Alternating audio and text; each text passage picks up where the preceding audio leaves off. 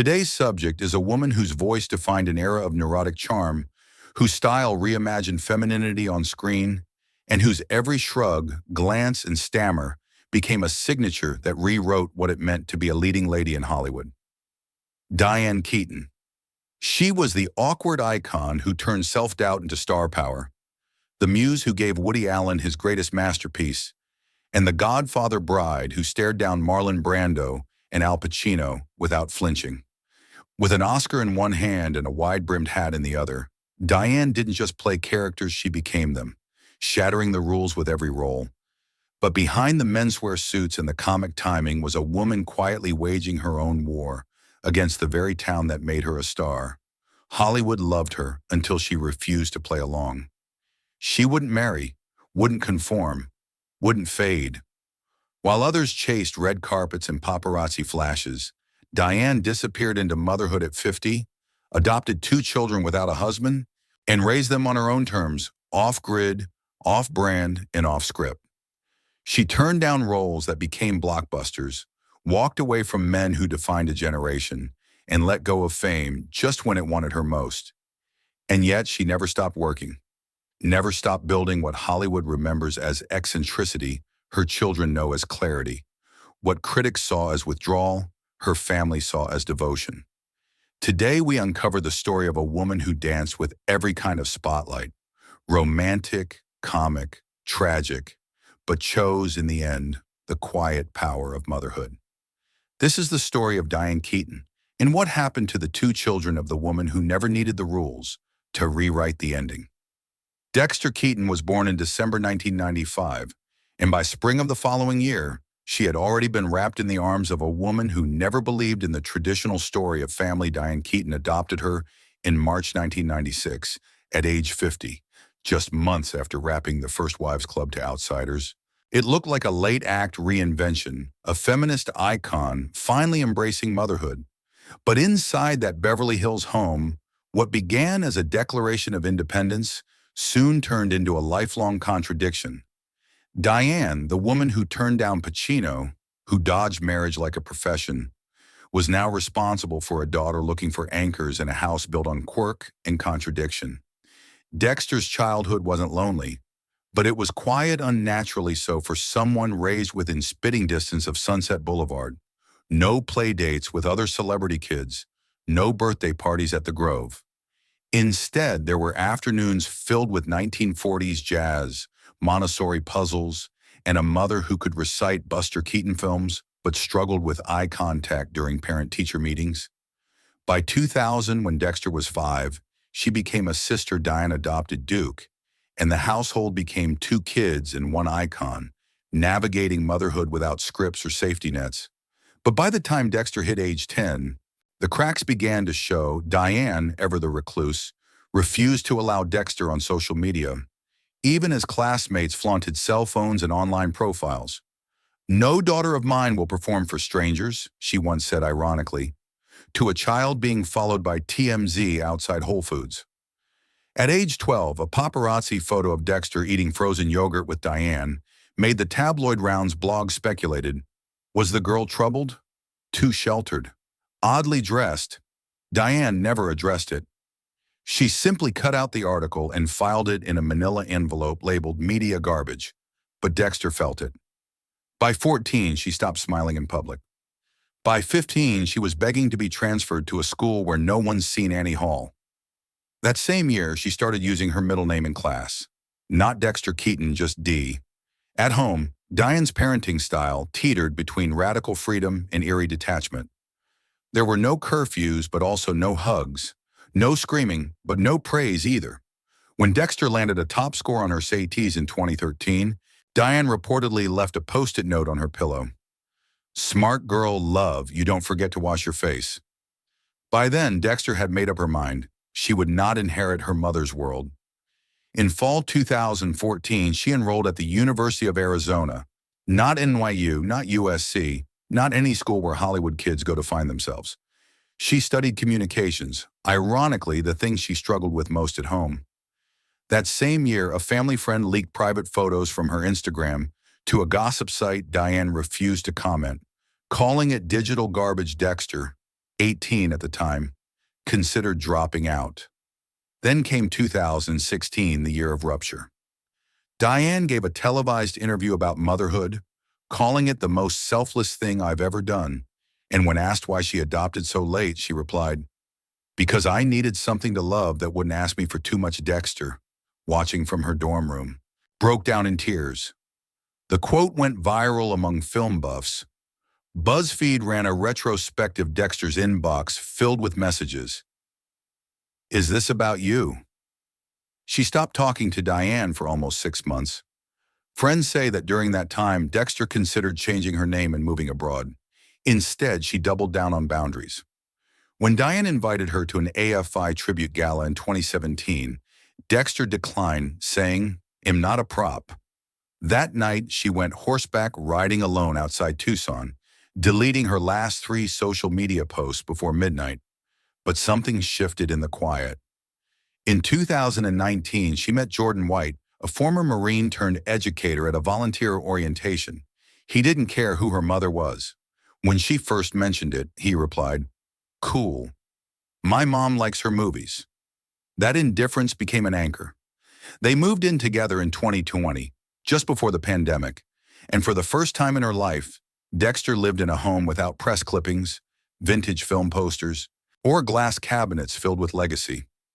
In June 2021, at age 25, she married Jordan in a backyard ceremony in Laguna Beach. Diane attended, wearing a brown suit and not speaking to the press.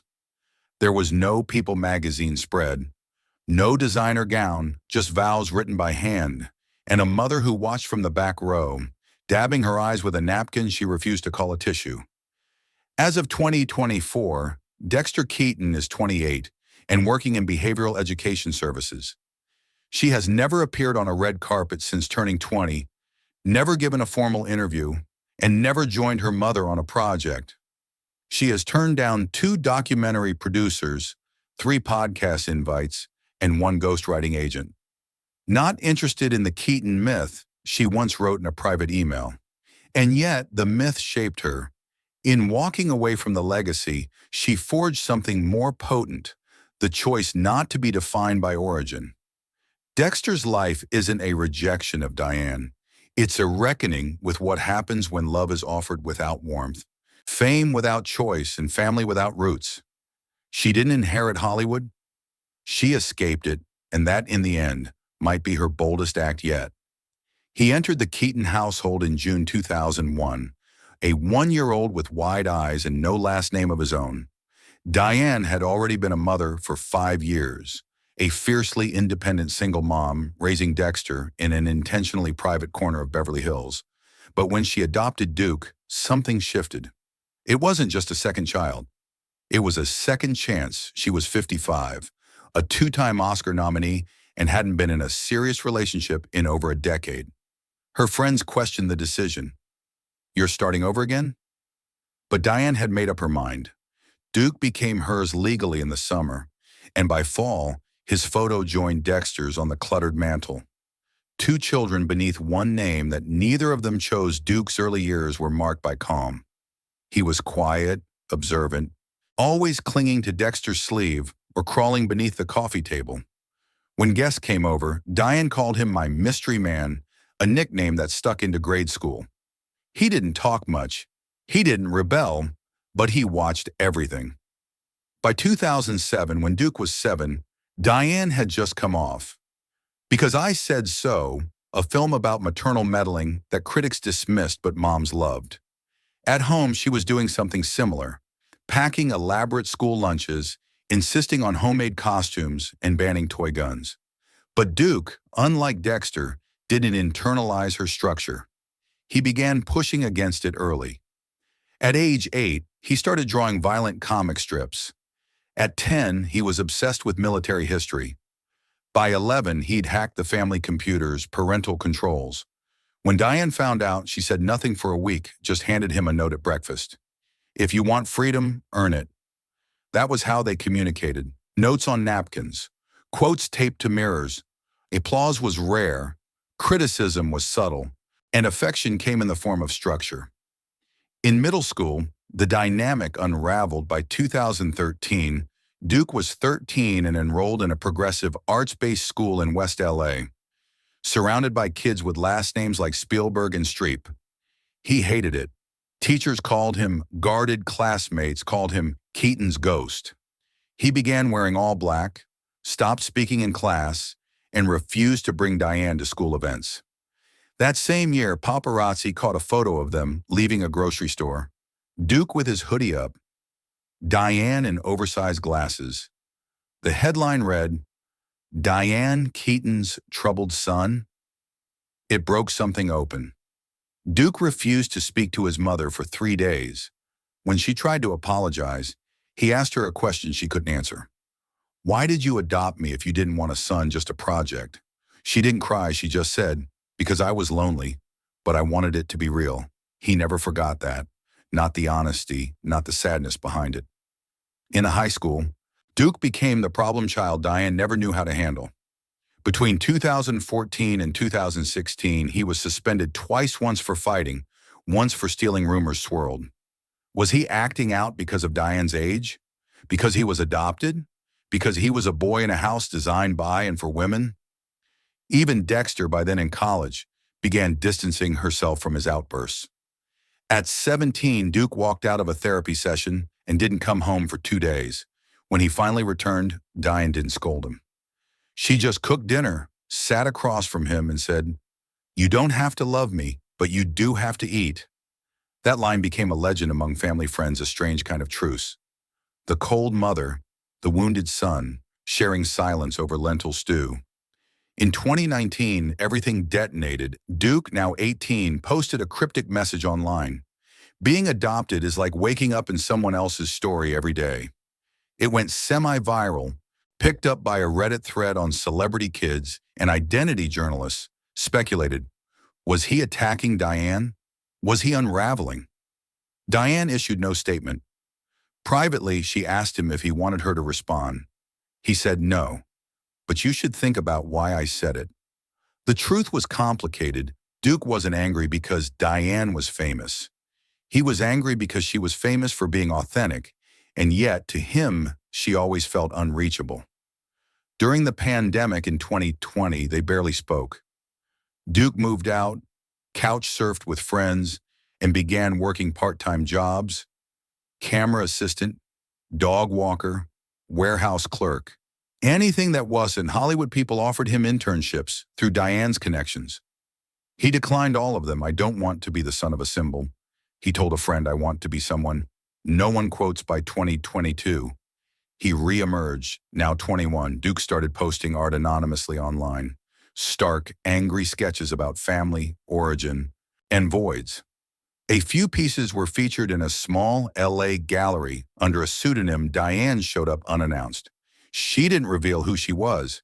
She just stood in front of a drawing titled "Mother Without Mouth" for 15 minutes, then left. Duke never mentioned it, but he knew the following year they started speaking again. Slowly, carefully. No reunions, just emails, then phone calls. Then one awkward dinner on his 23rd birthday. She brought a small cake in a bigger envelope, a letter she'd written when she first adopted him. It ended with, "You don't owe me love, but I hope you'll trust I meant mine." As of 2024, Duke Keaton is 23 and living independently in Echo Park, Los Angeles. Has not an actor, not a rebel, not a headline. He works as a graphic artist under a different name and maintains zero public presence as Diane Keaton's son. But every so often, when he's walking home late or flipping through old sketchbooks, he remembers her voice saying, "You do have to eat." And that memory, raw, unsentimental, unfinished, is the closest thing to love that ever made sense to him.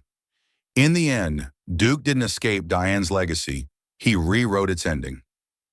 2 children, one chose peace over legacy, one chose truth over myth. Dexter walked away from the spotlight and built a life where no one asked for autographs. Duke turned pain into art and refused to be anyone's heir but his own. Neither followed Diane onto the screen, but both carried her contradictions, the strength wrapped in silence, the love that came with distance, the defiance that never needed applause. Their mother gave the world unforgettable characters. They gave her something she never played on film, a family built not by roles or reputation, but by choice, fracture, and the long, unfinished work of real connection. If this story meant something to you, and you want more deep dives into the hidden lives behind America's most iconic families, subscribe to Hidden Heirs. Your support helps us bring the untold side of fame to light. Thanks for listening.